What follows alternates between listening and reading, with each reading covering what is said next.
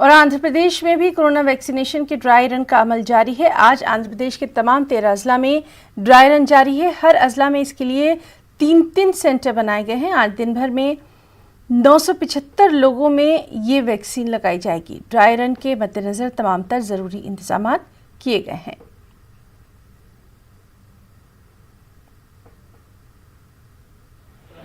In the vaccination room, there is a vaccination officer one, vaccination officer two is there, and he is authenticating the Aadhaar ID. After authentication, the beneficiary is sent to the ANM. He is potential vaccinator, and after vaccination, the beneficiary is sent to the observation room.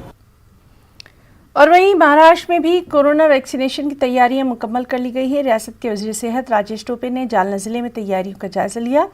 Media से बातचीत में वज़ीर सेहत ने कहा कि रियासत vaccination के लिए तैयार है, लेकिन इसके लिए ड्रग अथॉरिटी ऑफ इंडिया की तस्दीक लाज़मी है। राजेश टोपे के मुताबिक सीरम और भारत बायोटेक के अलावा दीगर कंपनियों को पूरी तरह ग्रीन सिग्नल नहीं मिला है, इसलिए वैक्सीनेशन के लिए ड्रग अथॉरिटी ऑफ इंडिया की तस्दीक लाज़मी है। रियासती वज़ीर ने वैक्सीनेशन मराकज़ में इंतज़ामी उमूर पर इत्मीनान का भी इजहार किया।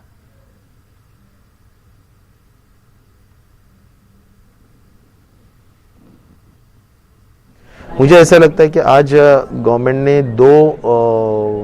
एक कंपनी को अभी इमरजेंसी के लिए वैक्सीनेशन के लिए क्लियर किया है, लेकिन कुल मिला के 8 कंपनीज है, 8 कंपनीज है, जिसमें 2 कंपनीज जो है भारत बायोटेक और सीरम इंस्टीट्यूट, इन्होंने फेज़ 3 कंप्लीट किया है, इसीलिए उनको ग्रीन सिग्नल दिया जा रहा है। लेकिन बाकी के कंपनीज जो है वो फेज़ 2, फेज़ 3 के इसमें काम कर रहे हैं, कुछ अभी जस्ट बिगिनिंग स्टेज में है। तो मुझे लगता है इसके बारे में गवर्नमेंट ऑफ इंडिया डिसीजन लेगी, और मुझे आशा है कि जल्द से जल्द ड्रग अथॉरिटी भी ये वैक्सीन क्लियर करेगी।